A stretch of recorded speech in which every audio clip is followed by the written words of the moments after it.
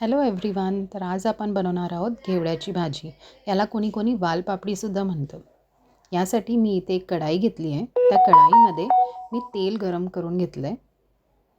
तेल छान गरम झाल्यानंतर त्यामध्ये आपल्याला जिरं, कढीपत्ता आणि कांदा टाकून घ्यायचा आहे. कांदा छान असा आपल्याला लालसर होईपर्यंत परतवून घ्यायचा आहे.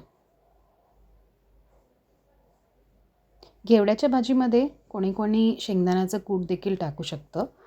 त्याचबरोबर इथे मी घेतलेला आहे एक टमाटर. तो बारीक साईजमध्ये कापून घेतला आहे.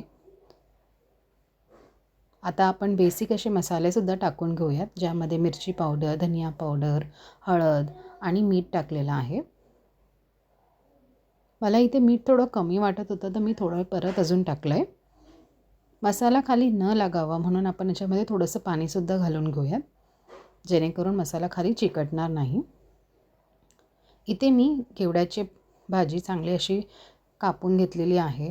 त्याचबरोबर मी याच्यात टाकलेला आहे एक बटाटा, 2 बटाटे असे टाकलेले आहेत. ते असे बारीक कापून घेऊयात. पाणी टाकून छान असे स्वच्छ धुवून घेऊयात. आणि आता त्याचबरोबर आपला मसाला देखील झालेला आहे.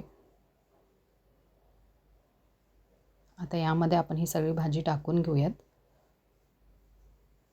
आणि मंद आचेवर आपल्याला हे चांगलं शिजवून घ्यायचं आहे. आता या टायमाला आपल्याला यामध्ये पाणी घालायचं नाही आहे. वाफेवरच ही भाजी आपली होऊन जाईल. छान असं मिक्स करून घेऊयात आणि झाकण लावून एक 10 मिनटं तरी आपण याला शिजवून घेऊयात. 10 मिनटानंतर तुम्ही बघू शकता तर भाजी छान अशी झालेली आहे. बटाटासुद्धा छान शिजलेला आहे.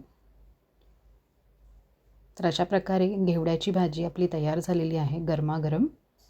त्याबरोबर चपाती, भाकरी काहीही तुम्ही घेऊ शकता. एन्जॉय. Thanks for watching.